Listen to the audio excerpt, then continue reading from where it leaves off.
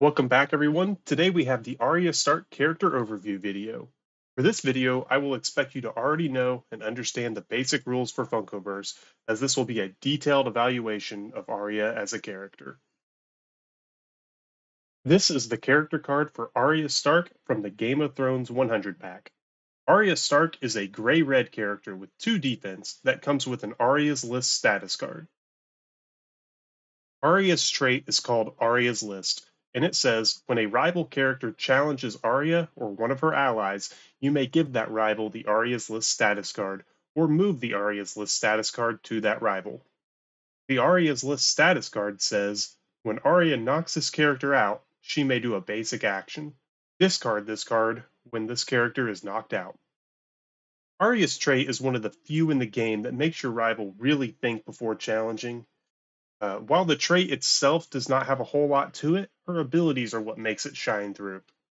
What I think is best about this trait is that it not only applies to Arya's allies that are characters, but also the ones that are minions and companions. This basically just means that any challenge a rival character does will get them on Arya's list. The basic action from her status card is just a bonus, and while I never really rely on it when using Arya, it acts as just the cherry on top to the rest of what Arya provides. Arya's first ability is Water Dancing. This ability is a 2-cost gray challenge ability that says move 1, challenge 2, move 1. While this is not really a heavy hitting ability, it does have its uses. I don't really use this ability very often myself, but for the most part, I use it in close quarter situations where I can get better positioning and a challenge as well. Examples of this are on flags where I would like to do a basic move and then a challenge a rival defending the flag, or in territory where I need to move Arya into the territory, but I can also get off a quick challenge whether the rival is outside of the territory or inside of it. This ability is not nearly as powerful as the rest of Arya's abilities, but it really can come in use in those times that it's needed. Arya's second ability is Valor Morghulis. This ability is a 3-cost red challenge ability that says challenge 3 or challenge 6 against the rival with the Arya's List status card. I love to use this ability to punish a rival for challenging an ally of mine, but I don't think it's the best as just a challenge 3, but as a challenge 6, you'll win against most characters with about a 91% success rate. You do have to be careful with how often you use this ability, especially if you only have 1 or 2 red ability tokens in your pool. For this ability alone, I will sometimes use Raptor Claw just so I know I have the potential to use it more often.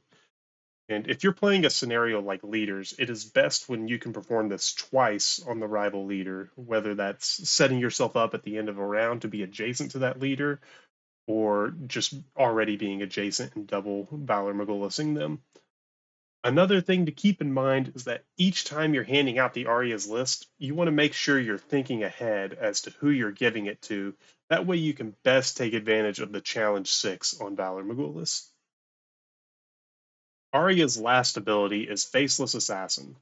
This ability is a 3-cost gray challenge ability that says place Arya adjacent to a rival within 4 squares. If that rival has the Arya's List status card, do a challenge 2 to them. This ability is what rounds off Arya as an amazing mobile warrior. I not only use this ability for the placement, but the challenge too is just an extra bonus for it. With Faceless Assassin, you're able to place Arya up to 5 squares away, and you don't even have to see the rival you're placing her next to. That makes this probably the best placement slash move ability currently in the game, and it can really set Arya up to use Valor Morghulis more effectively. And if both challenges from Faceless Assassin and Valor Morghulis succeed, then you have the Arya's List status card, where you get to do an extra basic action on top of all of that. My favorite time to use this ability is in flags when I have a rival next to their own flag, and I can use this to more easily get close to the flag and also knock them down with my next action.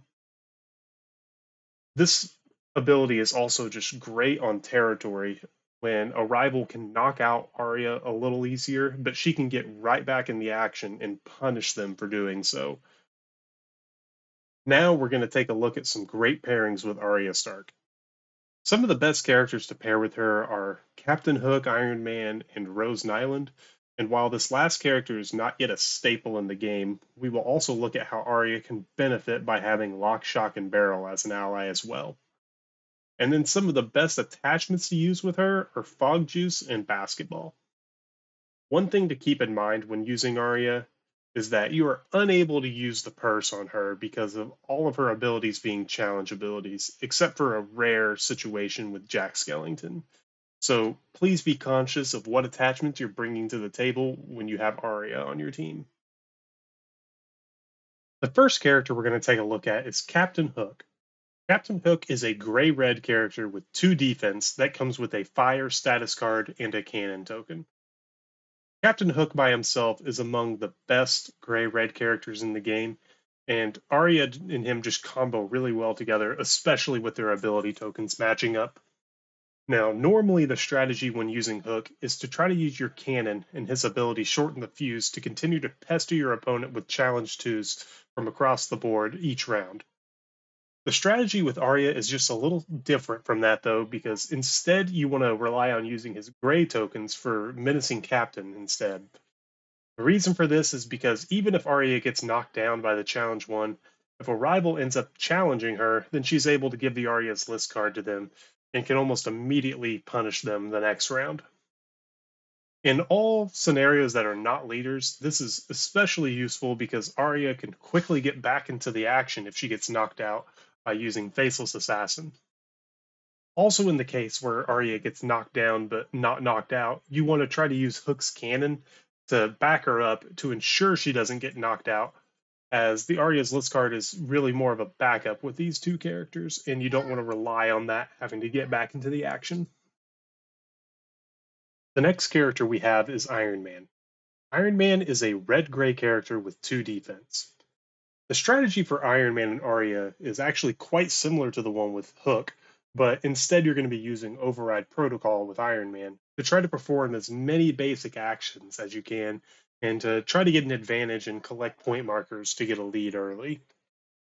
Then, that way, even if the challenge 2 ends up knocking down Iron Man, if the opponent decides that it is too tempting to go and try to knock out Iron Man, then you have Arya who will be very angry about that and can easily counter that rival for just the 1 point that they get from knocking out Iron Man.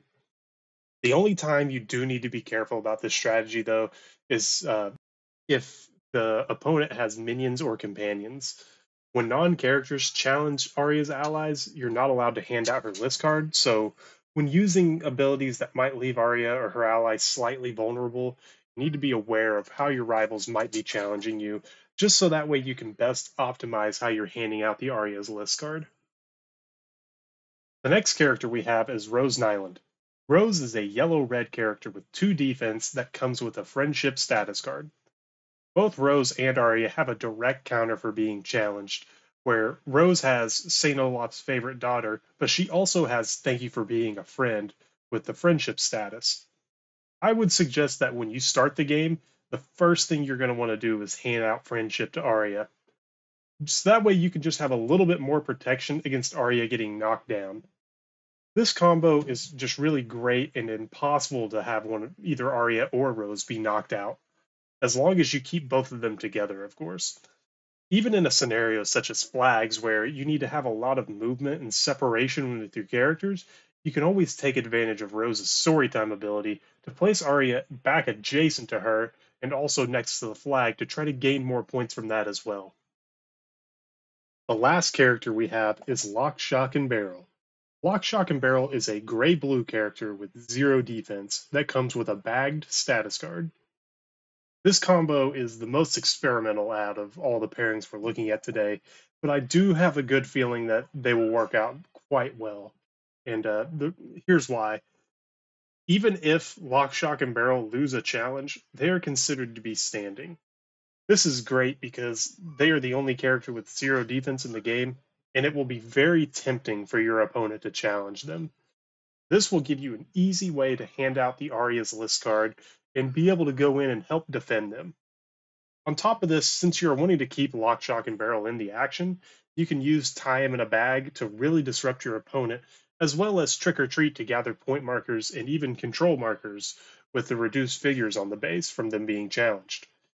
Keep in mind, though, this is just a proof of concept for these characters, and not all is going to go exactly to plan like this, especially if your opponent has a whole bunch of minions on the board and range challenges that would be brutal against Lock, Shock, and Barrel. But I would definitely love to hear how your games go with them. The first attachment we will look at today is Fog Juice. Fog Juice is an item that says at the beginning of the game, add 1 gray ability token to your ability token pool. Fog Juice is just really one of the most versatile items in the game because having an extra ability token is one of the best things you can have to give you an advantage over your opponent.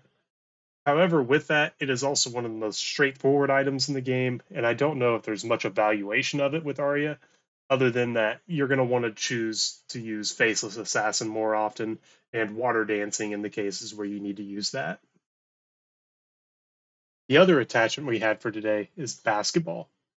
The Basketball is an item that says, when this character rolls a crit, shift 1 thing on the cooldown track down 1. When this character becomes exhausted, they may give the Basketball to an ally within 3 squares that they can see. The Basketball works great with Arya because if you are utilizing all of her challenge abilities properly, then you will hopefully be rolling plenty of dice. The more dice you're rolling, the more likely you're to roll a crit or two, which will help make sure Arya can use Faceless Assassin and Valor Morghulis more often. You want to especially try to use Valor Morghulis only when the rival you are challenging has the list card, especially if your team only has 1 or 2 red tokens in the pool. This is so that you have a better chance of getting all your tokens back with the Basketball, and even sometimes shifting a character off the cooldown track with it as well. As we have done with each character in this series so far, we're going to end by doing a quick overview of Arya's scenario stats. This data has been collected by members of the Funkoverse community over the past couple of years, and the chart here is compiled from about 110 games with Arya. On the chart, the areas in blue are wins and the area in red are losses for each scenario. Arya is honestly a pretty well-rounded character on all scenario types, but especially in territory. This is mainly due to her Valor Morghulis ability being so potent in close quarters, as well as being able to more easily punish rivals for challenging in the territory. The only scenario Arya seems to fall behind in is leaders, but I'm sure with more games that number will go more towards even as well, especially since Arya has some of the cheapest high dice challenge abilities in the game. And my guess for the reason her leader stats are so low is due to randomness of how challenges go, and she is probably slightly unlucky in that she's mostly chosen as the leader, and if she gets knocked out early, that's a hard to come back from a 4-point deficit. With all of that said, my final evaluation of Arya Stark is that she is a solid A tier character. She is very well rounded in movement and challenging, and she has the tendency to make a really good supporting character to help clean up the battlefield while still gaining objective points. I'd like to thank you guys for watching the video. Comment which character you'd like to see next, and let me know what you think of as Arya as a character. If you are interested in joining the Funkoverse Discord, that link will be in the description. I'll see you guys in the next video.